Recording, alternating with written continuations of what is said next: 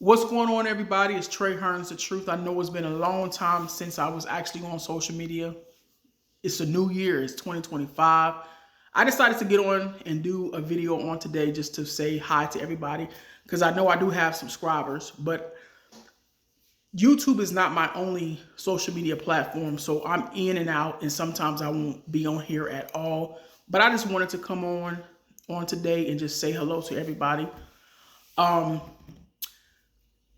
I know a lot of people do content on YouTube and they spend their whole life on YouTube, but for me, I'm not one of those type of people. I actually have a life outside of social media, so I like to enjoy my life instead of, being a slave to social media where you have to make content every single day.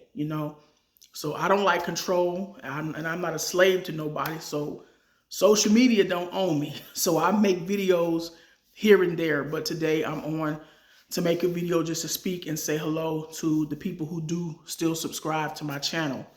Um, TikTok is pretty much the social media that I'm mostly always on. Instagram, here and there. Snapchat, I don't even do it. So if you want to follow me, you can follow me on TikTok. But I'm going to try to start putting more videos on YouTube, but not like a lot. Okay. So it's necessary that we take a break from social media sometimes because you have a life and you got to take care of your life. My son is now 7 years old. So, I'm a full-time mom. So I have things that I got to do with him every single day. Because you can take a break from social media, but you can't take a break from being a parent, right? So within the last 2 years, I lost 7 cousins, two of them which were my first cousins. They were two females. I lost 2 uncles, and I lost an aunt. So death has hit hard for our family, and it was just one after the other, one after the other. I lost an uncle and my first cousin probably 7 months from each other. So it's been a little difficult, but through the grace of God, you gotta go on with life. We cry, we mourn, and then after that, you have to get up and you have to start walking forward. And their memory will always be with us, but you got to go forward. So what I have been doing is painting. I have took on a new obsession with painting. Now, my dad is an artist, and I like to paint, but not like that. But within this last year, I've been painting like crazy. And I also been selling my art because I just got that good. Because, sometimes you don't know what's all in you until you start activating it. That's why the Bible says to stir up your gift, because we all have gifts in the inside of us. And sometimes you don't know what you're capable of doing until you start activating your gifts, which means putting them to work. And I've been painting like crazy. I do abstract art. Now, my dad is the type of person who likes to paint people and draw people. Now, I'm not good with that.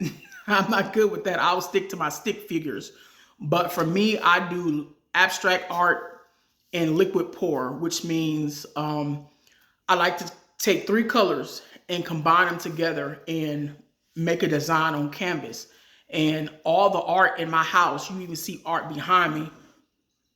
I did all that art right there. Even that little mask was an African mask. I painted that so that it could all match my living room. Even my tables, I painted my tables too.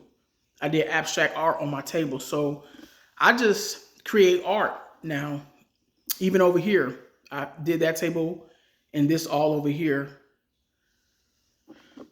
So it absolutely saves on money, because sometimes I'll be going to these stores to buy pictures for my living room. And now I just paint it myself, save more money, because it gets pretty costly. So when you're artists, people who are artists know that you can either buy your own canvas or you can just repaint over pictures. So that's what I normally do. I have a Black History program coming up. I'm one of the keynote speakers. So I'm getting ready for that. And what I'm going to do for Black History, I'm going to sew my own clothes. So I've been doing that too, learning how to, be creative and use the gifts and talents that God has given to you. So it's easy to go buy an outfit, but this year I decided to see if I can make my own clothes. So I got some African fabric and I'm going to sew a shirt together and wear it for Black History because it's going to go tie into my speech that I'm going to be talking about for Black History. So I hope you all are well. I'm doing well. My boy's doing well. He's growing up. He's getting tall. I don't too much, what I'm learning, not to put my son on social media as much. I do have some videos of him, but I went back and set them all on private now because I realized that when you do social media, you will have a big audience, right? The world is watching. And not everybody in that world is on your side. You got some people that are your enemies, some people that actually enjoy your content. And then you got some people who don't like your content and they will watch the things that you do so they'll know what to pray against. And we update people. Social media causes us to update people about our lives and they know what to target in their prayers because people pray and not everybody's prayer is a sweet, innocent, holy prayer. Some people will pray that you fail. Some people will pray that you don't make it and that you don't be successful. Some people even pray that you get sick. But that's just the type of world that we're living in. And as time draws near, it's getting worse. So what I put on social media from this point on in 2025, it will be what I want you to know. It's just not going to be things that I put on here because I feel like I have to let y'all know what's going on in my life. That's going to be a negative because the older you get, the more wiser you get. And a lot of videos that I made back in the day, they was pretty cool.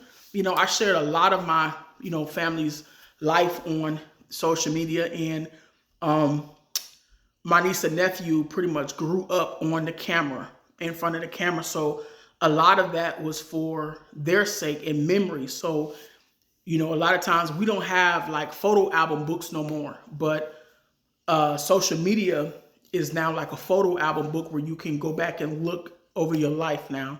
So that's what's going on with Trey today. I'm just growing up.